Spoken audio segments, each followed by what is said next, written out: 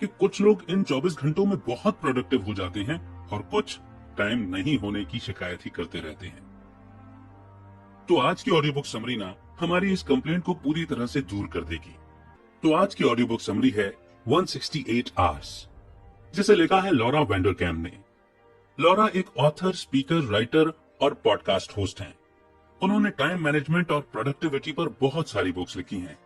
उनके article the New York Times, the Wall Street Journal और भी दूसरी जगहों में छपे हैं।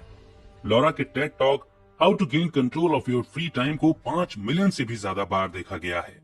अपने बिजी शेड्यूल के बावजूद वे अपने हस्बैंड और अपने 5 बच्चों के साथ क्वालिटी टाइम बिताती हैं। तो आइए हम भी उनके बताए सीक्रेट्स को समझें।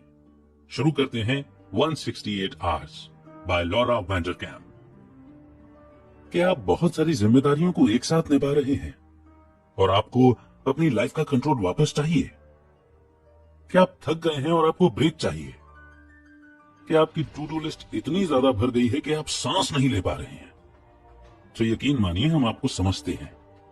हो सकता है कि आपको लगे कि आप उस हद तक बिजी हो गए हैं जहां आपको अपना काम, फैमिली या पर्सनल लाइफ के बीच में किसी एक को चुनना पड़ता है।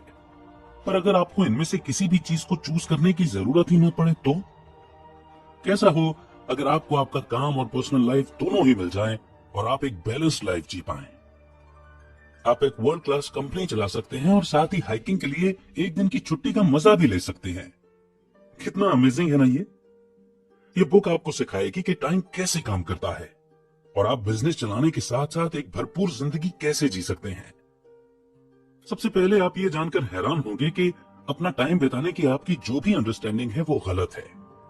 आप हफ्ते के 168 घंटों की सच्चाई के बारे में जानेंगे। जब आप अपने टाइम को लेकर कॉन्शियस होना सीख लेंगे, तब ये बुक आपको अपनी उन खास काबिलियतों को खोजने में गाइड करेगी जिन्हें आपको अपनी लाइफ का फोकस बनाना चाहिए। फिर आप अपनी अगली सीढ़ी चढ़ सकते हैं, जो है आपके ड्रीम जॉब पाने का। और इस बुक को पढ़ने के बाद आपको ये बात पता चलेगी कि अगर आपको कहीं और जॉब नहीं मिलती तो खुद के लिए जॉब पैदा करना पॉसिबल है। आपका ड्रीम जॉब आपको और भी ज्यादा खुशहाल, प्रोडक्टिव और क्रिएटिव बनाएगा। यह आपको एक डिस्कवरी करने के लिए पुश कर सकता है जो शायद दुनिया को ही बदल दे। क्या पता अगले किसी बड़े प्रोडक्ट या किसी कंपनी को शायद आपके स्किल्स की जरूरत पड़े। आपके इस रास्ते के बीच अगर कुछ खड़ा है तो वो है आपके टाइम और उसे मैनेज करने की समझ। अपने कैलेंडर को अपने कंट्रोल में रखने के लिए आप हमें ज्वाइन कीजिए और सीखिए। तो आइए शुरुआत करते हैं। समझते हैं इस चैप्टर को, टाइम की कमी का सच। क्या आपके पास ऐसा कुछ है जिसे करने का आप सपना तो देखते हैं लेकिन आपके पास इसे करने का टाइम नहीं है? क्या आपके पास सपनों की ऐसी लिस्ट है जिसे आप हासिल तो करना चाहते हैं लेकिन आप अपने बिजी टाइम टेबल में उसे शामिल नहीं कर पा रहे? ऐसा है तो आप इसमें अकेले नहीं हैं। सबको लगता है कि वे जरूरत से ज्यादा काम कर रहे हैं और उतनी नींद नहीं ले पा रहे जितना चाहते हैं। वे शिकायत करते हैं कि उनके पास अपने बच्चों और अपनी हॉबी के लिए टाइम काफी नहीं है। आश्चर्य की बात यह है कि रिसर्च ने इन सब लोगों की सोच को गलत साबित किया है। जब लोगों के ग्रुप को हर दिन वे क्या करते हैं उसकी एक डायरी रखने के लिए कहा गया, तो नतीजों से पता चला है कि हर कोई रात में 8 घंटे से ज्यादा सो रहा था। जितना वे सोचते हैं उससे कम काम कर रहे थे और ज्यादा टीवी देख रहे थे। ये रिसर्च बताती है कि लोगों को अपना टाइम कैसे बिताना है ये पता ही नहीं है। ये एक ऐसा प्रॉब्लम है जिसे टाइम लॉग रखकर सुलझाने की जरूरत है। जब आपको पता चलेगा कि आप अपने हफ्ते के हर एक मिनट को कैसे बिता रहे हैं, तब आप अपने मनचाही चीजों पर फोकस कर पाएंगे। हालांकि कुछ लोग दावा करते हैं कि काम और फैमिली दोनों में ही उनका सारा टाइम निकल जाता है, पर वहीं कुछ लोग ऐसे भी हैं जो इन दोनों को बैलेंस बनाने में कामयाब हुए हैं। आइए थेरेसा डेटनर का एग्जाम्पल लेते हैं। वे एक सक्सेसफुल औरत हैं जो अपने बच्चों के साथ ट्रिप पर जाती हैं, हाइकिंग करती हैं और अपने कुत्ते को भी घुमाने ले जाती हैं। अब जिन्हें नहीं पता कि थेरेसा की कितनी जिम्मेदारियां हैं, उन्हें लग सकता है कि वो जॉब नहीं करती या फिर रिटायर हो चुकी हैं। लोग उन्हें कभी शिकायत करते हुए या फिर जल्दबाजी में नहीं देखते, क्योंकि उनके पास अपने लाइफ का फुल कंट्रोल रहता है। थेरेसा असल में उन लोगों से भी ज्यादा बिजी हैं जिन्हें आप जानते होंगे। उनके 6 बच्चे हैं और वो एक कंस्ट्रक्शन कंपनी की मालकिन भी है जो साल में लाखों कमाती है। आप इमेजिन कर सकते हैं कि 6 बच्चों को बड़ा करने में कितना काम करना पड़ता है और एक कंपनी को चलाने में कितना फोकस चाहिए होता है। फिर भी थेरेसा के पास बुक क्लब ज्वाइन करने का टाइम रहता है। तो वो ऐसा कैसे कर लेती हैं? कम सोना या जल्दी उठने की वजह से नहीं, बल्कि अपने दिन के हर एक मिनट को कैसे बिताना है, इस बात से कॉन्शियस होकर वे ऐसा कर पाती हैं। वे जानती हैं कि कौन से काम पर उन्हें ज्यादा ध्यान देना है, ताकि वे काम, बच्चे और अपनी पर्सनल जरूरतों को बैलेंस कर सकें। थेरेसा के लिए टाइम इतना इंपॉर्टेंट है कि वे अपने टाइम को घंटों से नहीं बल्कि मिनट से मैनेज करती हैं। एग्जाम्पल के लिए, जब वे 10 मिनट कार में इंतजार करती हैं, तब वे कार में ही पीछे की सीट पर बैठकर अपने बच्चों को कहानी सुनाती हैं, जिससे वो इस टाइम को यूज कर सके। आप भी वो बुक पढ़ने के लिए टाइम निकाल सकते हैं जिसे आप महीनों से पढ़ना चाहते हैं। आप जितना चाहे टब में नहा सकते हैं और बाहर टहलने भी जा सकते हैं। बस आपको ये देखना है कि आप अपना सारा टाइम कहाँ लगा रहे हैं और फिर अपनी इच्छाओं को फिट करने के लिए उसमें थोड़ा सा चेंज ला सकते हैं। जब आप अपना फोकस उन चीजों में लगाएंगे जो आपके लिए सबसे ज्यादा जरूरी हैं, तब आपके पास उतना ही फ्री टाइम होगा जितना आप चाहेंगे। और अब इसी के साथ बढ़ते हैं नेक्स्ट चैप्टर की ओर, आपकी सबसे बड़ी काबिलियत। जब हम अपनी लाइफ को डिफाइन करते हैं तो पाते हैं कि ये हमारे रोजमर्रा के काम का एक कलेक्शन है। इनमें से कुछ काम बहुत ही जरूरी हैं, जैसे कि सांस लेना, और कुछ काम ऑप्शनल हैं, जैसे कि एक हॉबी या शौक। हम जो भी काम चुनते हैं वो हमारी जिम्मेदारी होती है, और हम कैसे अपने दिन के हर एक मिनट को बिताते हैं उस पर हमारा ध्यान रहना चाहिए। आपकी सबसे बड़ी काबिलियत वो काम है जिसे आप औरों के मुकाबले सबसे बेहतर कर सकते हैं। अगर आपको अपनी वो बड़ी काबिलियत मिल जाए तो आपको इन्हीं कामों पे अपना फोकस रखना चाहिए और बाकी कामों को छोड़ देना चाहिए। आप एक आसान एक्टिविटी करके अपनी सबसे बड़ी काबिलियत को खोज सकते हैं। अपने 1000 सपनों को लिखकर एक लिस्ट बनाइए और उसमें से वो काम करना शुरू कीजिए जिसमें टाइम और पैसे खर्च नहीं होते। आप नोटिस करेंगे कि उन कामों में कुछ तो ऐसे हैं जिनसे आपको प्यार है, कुछ जिनमें आप बहुत अच्छे हैं, और कुछ तो ऐसे हैं जिनसे लगता है कि प्यार तो है पर असल में करने में मजा नहीं आता। आइए जैकी कैम्बोर्ड का एग्जाम्पल लेते हैं। उनकी लिस्ट में अपना वेट घटाने का सपना लिखा था। जब उन्होंने स्मोकिंग करना छोड़ा तो उनका वेट फिर से बढ़ने लगा और ये बात उनके कंट्रोल से निकल गई। वो शादी करने वाली थी और अपनी वेडिंग ड्रेस को पहनकर सुंदर दिखना चाहती थी। इसीलिए जैकी ने जिम जाने का फैसला किया। सबसे पहले जो टेस्ट था वो था जैकी का अपने फिटनेस क्लास में सबके सामने वेट नापना। वहां के इंस्ट्रक्टर ने जैकी से कहा कि उन्हें क्लास ज्वाइन करने से पहले अपना वेट कम करना होगा। ये एक बुरा एक्सपीरियंस तो था, पर इससे वे पीछे नहीं हटी। जैकी ने जिम जाना शुरू किया और वहां तब तक रोज कार्डियो एक्सरसाइज किया जब तक उनका वेट फिटनेस क्लास ज्वाइन करने लायक नहीं हुआ। जैकी को आगे बढ़ने में न सिर्फ उनके मजबूत इरादे ने बल्कि इस बात ने भी मदद की कि उसे वर्कआउट करना और लोगों के साथ रहना कितना पसंद था। उसे वहां का माहौल पसंद था। जैकी ने अपने इंस्ट्रक्टर को भी बदल लिया और एक ऐसा इंस्ट्रक्टर रखा जो ज्यादा अच्छा था। जल्दी ही उन्होंने अपना 40 पाउंड वेट घटा लिया और उनको खुद के जिम क्लास को सिखाने का सर्टिफिकेट भी मिल गया। जब उन्होंने अपनी क्लास को सिखाना शुरू किया तो पाया कि वो लोगों को वर्कआउट करवाने में बहुत अच्छी थी, क्योंकि वे खुद भी कभी ज्यादा वेट की थी। इसीलिए वे उन लोगों को ज्यादा बेहतर समझती थी जो उस साइज के थे जो कभी उनका साइज होता था। जल्दी ही जैकी ने डांस कोरियोग्राफी की कोशिश की और उसे ये भी बहुत पसंद आया। अब जैकी ने अपनी बड़ी काबिलियतों के बारे में जाना और अब वे आगे बढ़कर अपना खुद का जिम खोलने का सपना पूरा कर सकती थी। कुछ सालों बाद जैकी ने अपना सपना पूरा किया। वो था एक छोटा सा जिम जिसमें एक ही क्लास होता था, पर जैकी बहुत ही अच्छा कर रही थी। जैकी अब खुद को कंप्लीट महसूस करती थी। उनकी ओवरवेट होने के बैकग्राउंड ने उनको सब साइज के लोगों से डील करने में मदद की और जल्दी ही वे अपनी इन बड़ी काबिलियतों के कारण मशहूर हो गईं। अब जैकी के पास 6 टीचर वाला अपना जिम है और उनका एक डीवीडी भी रिलीज हुआ था जिसका टाइटल था real world yoga, real people with real bodies. आप भी जैकी जैसा बन सकते हैं और वो काम करके फेमस हो सकते हैं जिस काम से आपको बहुत प्यार है। बस आप वैसा काम ढूंढिए जिसमें आप बेस्ट हैं और बाकी की बातों को आगे के चैप्टर्स में एक्सप्लेन किया जाएगा। द राइट जॉब, यानी कि सबसे सही जॉब। बहुत सारे लोग ऐसी कंपनियों में काम करते हुए अपनी पूरी जिंदगी लगा देते हैं जो उन्हें पसंद ही नहीं है और ऐसा काम करते हैं जिससे वो नफरत करते हैं। सही जॉब चुनना उतना ही जरूरी है जितना अपना हस्बैंड या वाइफ चुनना।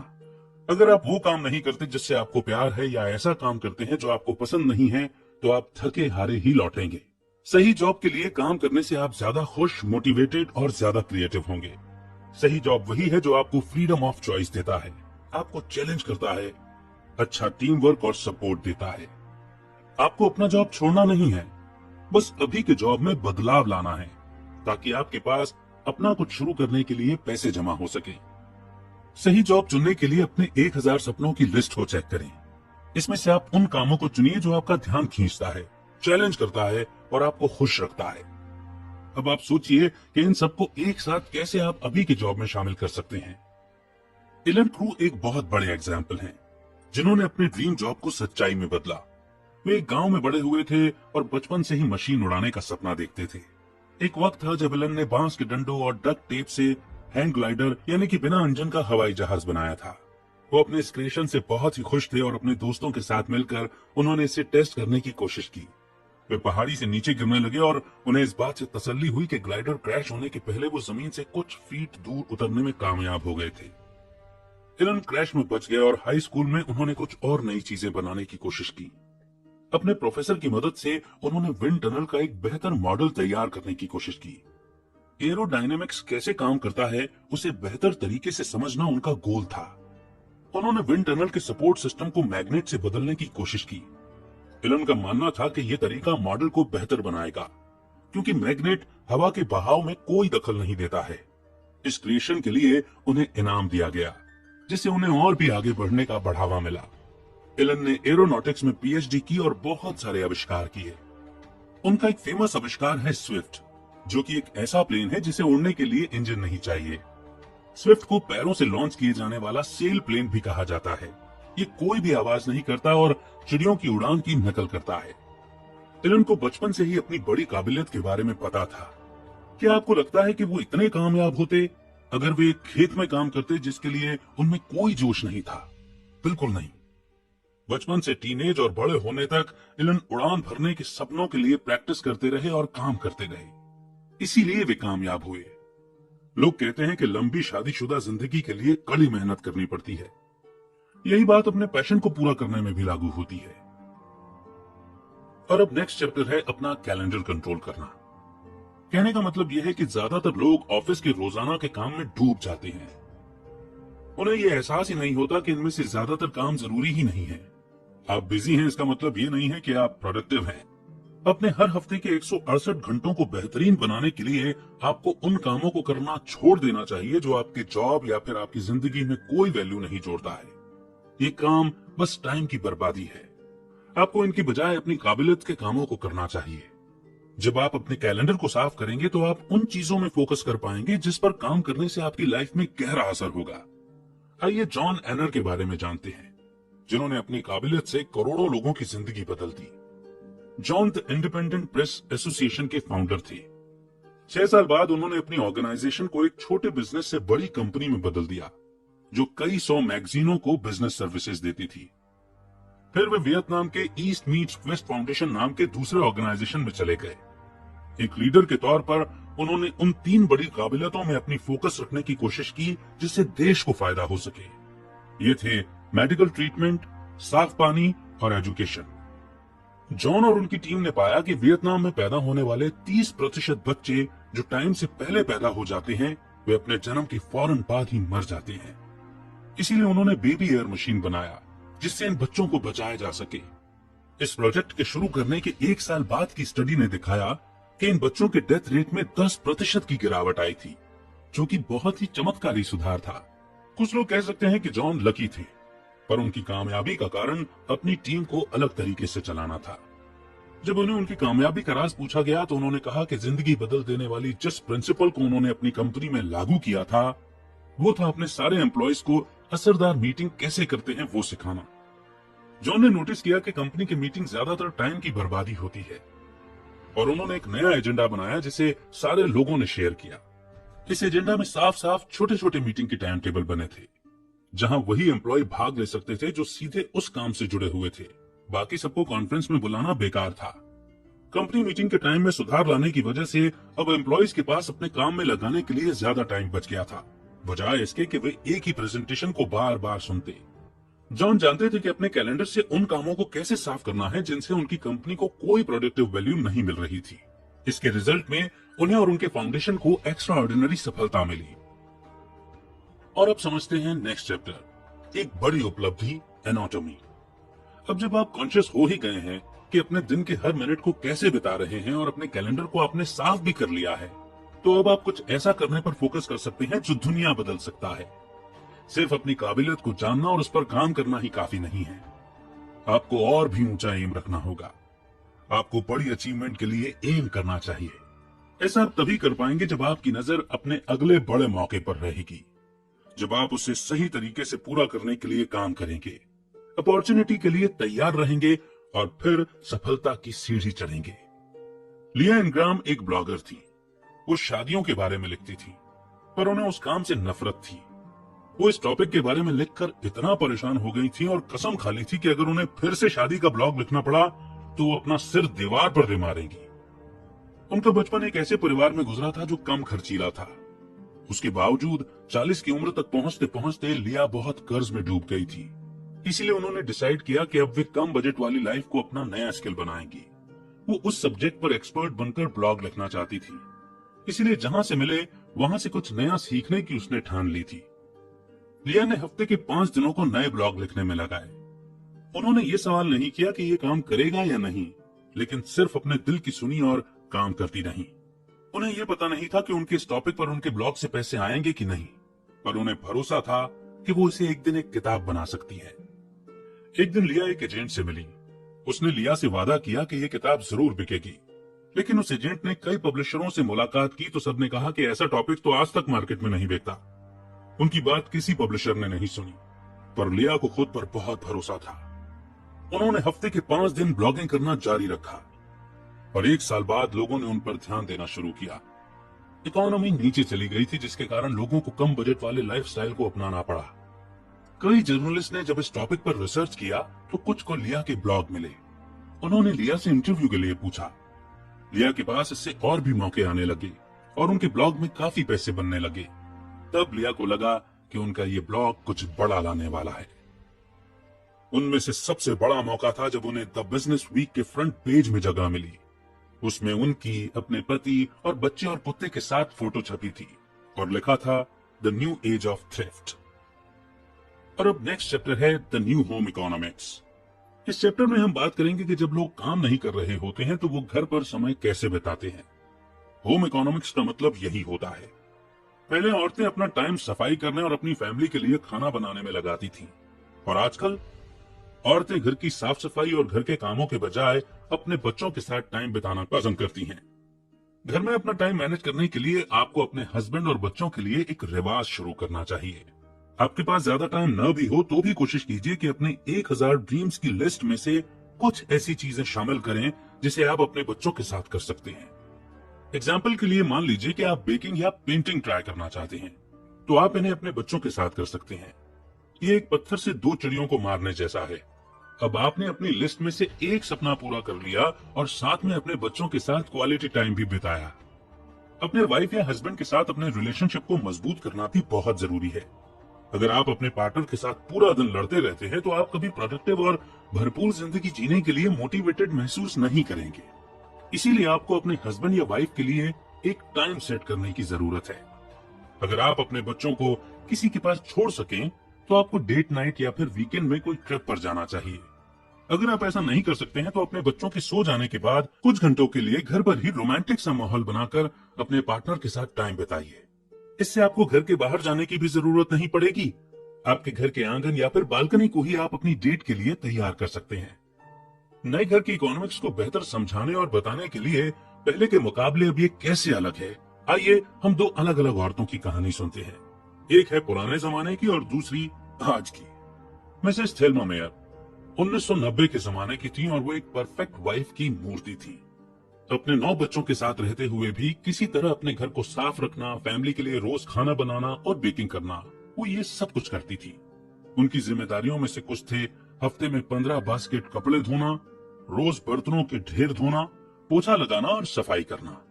जब उनके बच्चे कुछ बड़े हुए तो उनके काम में हेल्प करने लगे, पर उनके हेल्प करने के बावजूद फिर भी बहुत कुछ करना बाकी रह जाता था। मिसेस मेयर के पास कुछ मजेदार करने के लिए कोई टाइम नहीं बचता था। जब उनके बच्चे सोते थे तो वो सिलाई करती या फिर अगले वक्त का खाना बनाने में लग जाती थी। पुराने जमाने में औरतें हमेशा अपने बच्चों और घर की देखभाल में ही लगी रहती थी, पर आजकल औरतें दिन भर काम करती हैं और फिर घर आकर दूसरी जरूरतों को देखती हैं। जमाना बदल गया है, पर इसका मतलब ये नहीं कि औरतें कम या ज्यादा बिजी हुई हैं। माहौल बदल गया है, पर काम में लगने वाले घंटों में कोई फर्क नहीं पड़ा है। मॉर्निंग बेडीज एक मॉडर्न माँ है। उनका एक ही बच्चा है और वो एक नॉन प्रॉफिट ऑर्गेनाइजेशन में senior director of vision council के तौर पर काम करती हैं। सबसे बड़ी बात यह थी कि उनके हस्बैंड आर्मी में थे, जिसकी वजह से वो मॉरिन को किसी भी काम में हेल्प नहीं कर सकते थे। लेकिन मॉरिन ने किसी भी तरह से सभी जिम्मेदारियां निभाई। वो 5:30 बजे ही सुबह अपने कुत्ते के साथ जॉगिंग करने जाती, फिर उनकी बेटी 6:30 बजे उठती तो वो एक साथ ब्रेकफास्ट करते और अपने दिन की तैयारी में लग जाते। मॉरिन अपनी बेटी को स्कूल छोड़ने के बाद ऑफिस चली जाती थी। शाम के 5 बजे मॉरिन अपनी बेटी को लेते हुए घर पहुंचकर एक साथ डिनर करती, फिर सब अपने कुत्ते को वॉक के लिए ले जाते। 7:30 बजे मॉरिन अपनी बेटी को सुला देती और उसके बाद वो आधे घंटे के लिए जितना हो सके साफ सफाई कर लेती थी। फिर वो 9:30 बजे तक अपने ऑफिस के काम करती थी। ये एक वर्किंग माँ के लिए परफेक्ट टाइम टेबल है। मॉरिन को 8 घंटे सोने के लिए मिल जाता था। हालांकि वो काफी बिजी हैं, फिर भी अपने बच्चों के लिए, एक्सरसाइज के लिए, साफ सफाई के लिए और अपनी ऑर्गेनाइजेशन के प्रोजेक्ट्स के लिए टाइम निकाल लेती थी। तो कुल मिलाकर के इस बुक का यही समझाना है कि नए घर के इकोनॉमिक्स में बदलाव के साथ दुनिया बदल गई है। हमारे रोज के काम बढ़ गए हैं और लगता है कि अपनी फैमिली के लिए और मजे करने के लिए हमारे पास काफी टाइम नहीं बचता है। डिमांडिंग जॉब और एक से ज्यादा बच्चे होना हर किसी के लिए प्रॉब्लम नहीं होता। कुछ लोग मैनेज करके काम चला लेते हैं। ये बुक उन जैसे लोगों की स्टडी पर बनी है, जिसमें यह बताया गया है कि कैसे कुछ लोग सब कुछ मैनेज कर लेते हैं और कुछ नहीं कर पाते। इस बुक से और इसमें मेंशन स्टोरी से आपने टाइम लॉग रखना सीखा, जिससे आपको एहसास होता रहे कि आप किस तरह अपना टाइम बिता रहे हैं। आपने ये भी सीखा कि हर दिन आप जो काम कर रहे हैं उसे जानने से आपको अंदर से कैलेंडर साफ करने में मदद मिलती है और आप सिर्फ वही चीजें रख सकते हैं जो आपकी प्रोडक्टिविटी के लिए सबसे ज्यादा मायने रखती हैं। इसके साथ ही इस बुक ने आपको खुद को बेहतर समझने में मदद की। आपने जाना कि आपकी लाइफ की सबसे बड़ी काबिलियत कौन सी है और उन्हें आप कैसे बड़ी कामयाबी में बदल सकते हैं। अपने टाइम को ट्रैक करें, अपने कैलेंडर को हल्का करें और अपने फोकस को उन चीजों में रखें जो आपके लिए मायने रखते हैं, और फिर आप एक परफेक्ट बैलेंस्ड लाइफ जी सकेंगे। तो 168 घंटों के सीक्रेट को बेहतरीन रूप से समझाने वाली ये ऑडियो बुक ये आपको जरूर पसंद आई होगी, ये मेरा विश्वास है। कमेंट सेक्शन में आपके फीडबैक जरूर दीजिए। आपको इस बुक में सबसे इंटरेस्टिंग बात कौन सी लगी वो भी हमें बताइए, और अगली बुक समरी आप कौन से विषय पर या किस बुक की सुनना चाहेंगे वो भी आप हमें बताइएगा। बहुत जल्द एक नई ऑडियो बुक समरी के साथ फिर होगी मुलाकात। तब तक रखिए अपना बेहतर ख्याल।